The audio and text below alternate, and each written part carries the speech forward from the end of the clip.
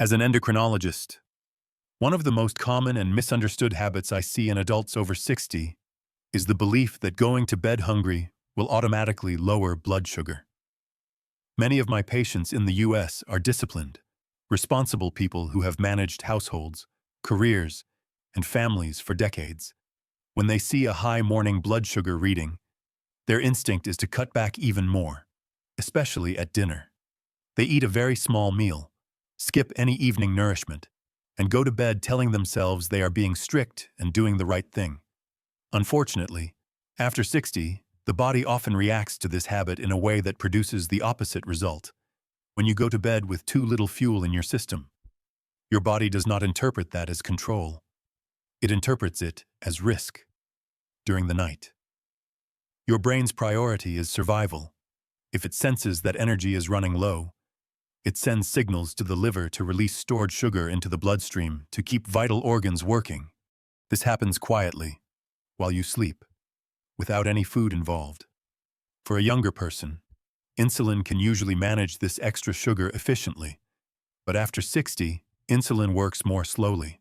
Muscles absorb less sugar, and that nighttime release stays in the blood longer. By morning, many people wake up with fasting numbers 10 to 30 milligrams per deciliter higher than expected and feel confused, tired, or discouraged. What makes this so frustrating is that the person often blames themselves, thinking they lacked discipline or made a mistake the day before. In reality, their body was responding exactly as it was designed to under stress. Going to bed overly hungry raises stress hormones during the night. Even if you feel calm mentally, those hormones tell the liver to stay active and keep pushing sugar into circulation. Over time, repeating this pattern night after night trains the body to expect scarcity, making morning blood sugar harder to control. I often see this cycle in older adults who live alone or pride themselves on strict routines. They eat early, drink little in the evening to avoid nighttime bathroom trips, and lie down with an empty stomach. The next morning, they feel weak, unsteady, or foggy, which increases the risk of falls and reduces confidence in daily activities like driving or walking. The key point I want people over 60 to understand is that balance works better than restriction at night. This does not mean eating heavy meals or sugary snacks before bed. It means avoiding the stress signal that comes from going to sleep depleted. A small, sensible amount of nourishment earlier in the evening can reassure the body that energy is available, allowing the liver to calm down and insulin to work more smoothly through the night. When older adults stop punishing their bodies with hunger and start supporting them with steadiness, morning blood sugar often improves. Sleep becomes deeper, and the day begins with more strength and clarity instead of frustration. I often remind older adults that managing blood sugar is not something that happens only during breakfast, lunch, or exercise. One of the most common mistakes I see in people over 60 is putting all their effort into daytime control while completely overlooking the evening hours. Many patients tell me they are very careful with what they eat during the day, yet they do not pay attention to what happens in the hours leading up to sleep. They may feel tense after watching the news, sit under bright lights late into the evening, forget to drink enough water, or go to bed worrying about their glucose numbers. These choices seem harmless, but after 60, they can quietly undo much of the good work done earlier in the day. The body is highly sensitive to signals in the evening. As bedtime approaches, it looks for cues that it is safe to slow down. When those cues are missing, the nervous system stays active. Bright lights tell the brain it is still daytime. Emotional stress keeps the heart rate slightly elevated. Mild dehydration thickens the blood and makes glucose readings higher. All of this creates a situation where insulin has a harder time doing its job during the night. Even if meals during the day were balanced, the body does not fully switch into repair mode. I see this often in older Americans who live structured lives. They eat breakfast and lunch carefully, take their medications on time, and may even walk after dinner. But then they spend the evening scrolling on a tablet, watching tense television programs, or replaying worries about family and finances. The body absorbs all of this as stress. Stress hormones rise, and those hormones directly tell the liver to keep releasing sugar into the bloodstream. This process is quiet and invisible, but by morning it shows up clearly on the glucose meter. Another overlooked factor is hydration. Many people intentionally limit fluids in the evening to avoid waking up at night. While understandable, this can backfire. Mild dehydration makes the blood more concentrated, which can raise fasting blood sugar readings. It also puts extra strain on the kidneys, which are responsible for filtering excess sugar. Over time, this evening dehydration contributes to higher morning numbers and a feeling of stiffness or heaviness upon waking. The problem is not a lack of discipline. It is misplaced focus.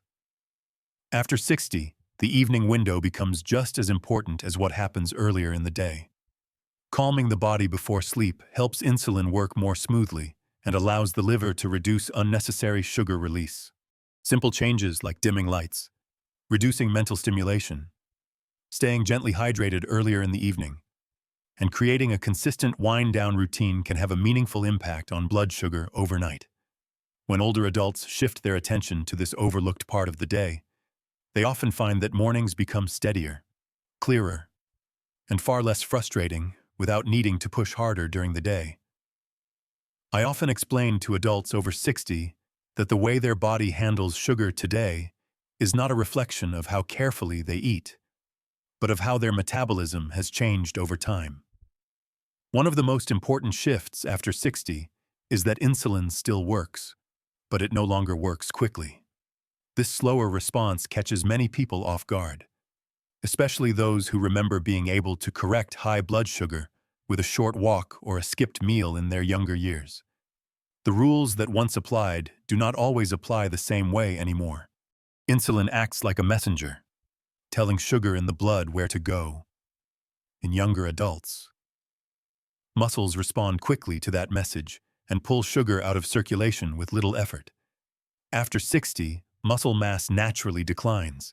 Even in active people, with fewer muscle cells available, there are fewer places for sugar to be stored.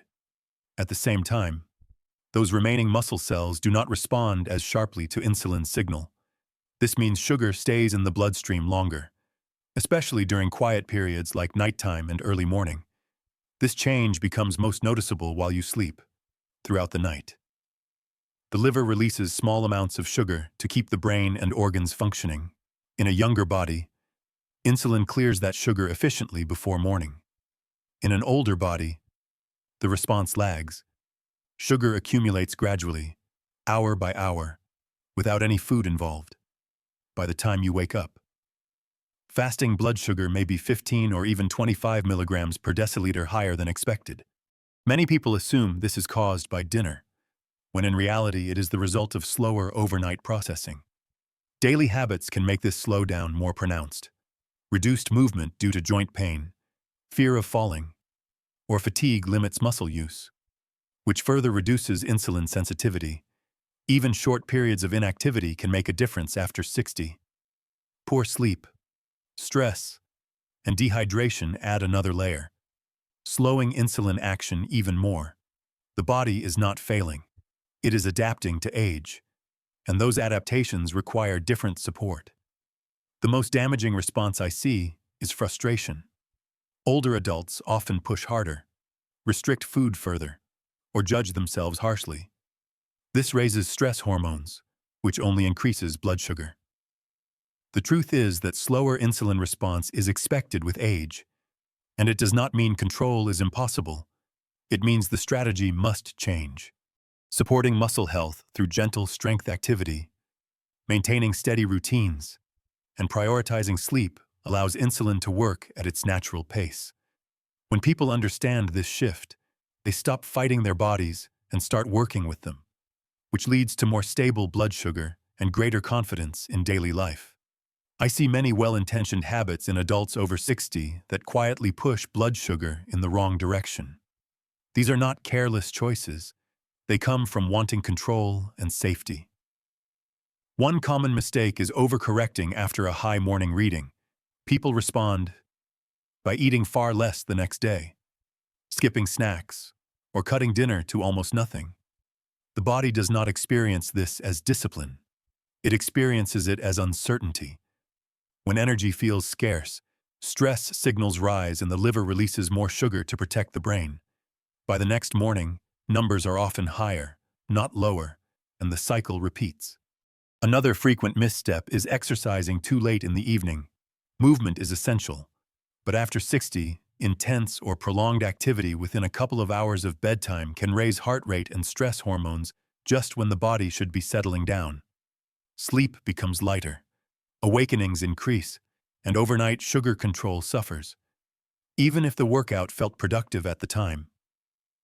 I also see many older adults limit fluids late in the day to avoid nighttime bathroom trips.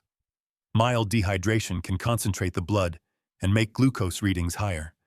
It also forces the kidneys to work harder to clear excess sugar, which can leave people waking up stiff, thirsty, or foggy. A quieter but powerful mistake is focusing only on food while ignoring evening stress. Bright lights, tense news, unresolved worries, and screen use close to bedtime keep the nervous system alert. An alert nervous system tells the liver to stay active. Insulin then has a harder time moving sugar into cells overnight. By morning, the meter reflects that tension. Finally, the most harmful habit is self-blame. When people see a high number and immediately judge themselves, stress rises. Stress always raises blood sugar. This emotional response can undo careful eating and medication timing. What helps is shifting from punishment to reassurance. After 60, the body needs calm cues in the evening to regulate sugar smoothly. That means balanced nourishment earlier at night, finishing harder exercise earlier in the day, staying gently hydrated, dimming lights, and creating a predictable wind-down routine.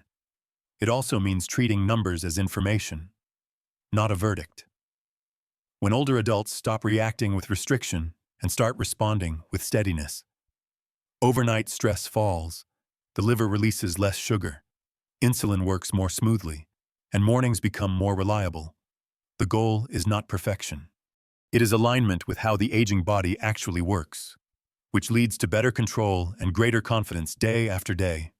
I often tell adults over 60 that the most powerful tool they have for controlling blood sugar is not found in a pill bottle or a stricter meal plan, but in how well their body rests at night.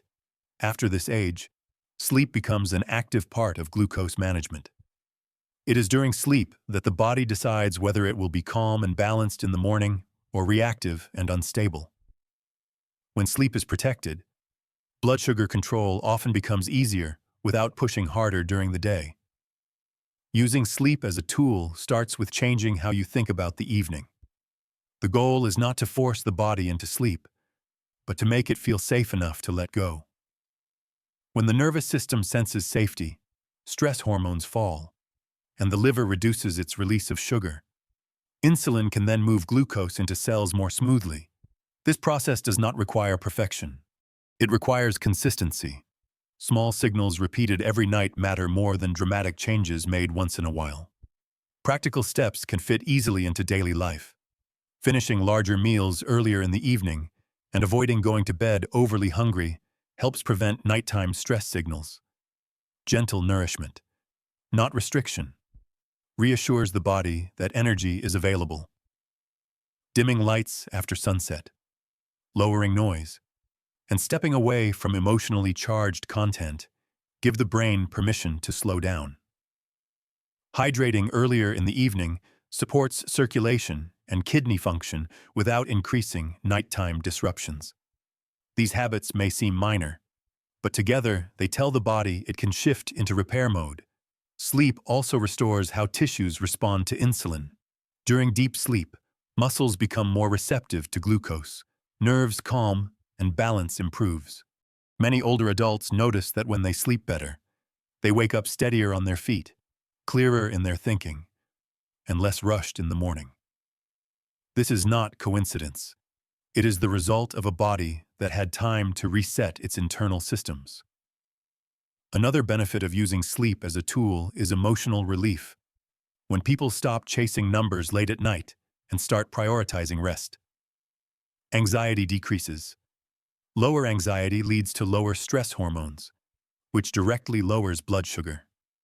This creates a positive cycle where better sleep leads to better readings, and better readings reduce fear, allowing sleep to deepen further. After 60, control comes from cooperation, not force. Sleep is where that cooperation begins, by protecting rest. Older adults support insulin, calm the liver, and give their body the conditions it needs to manage sugar naturally. Over time, mornings feel lighter, decisions feel easier, and confidence returns. Sleep becomes more than rest. It becomes a foundation for steady health and independence.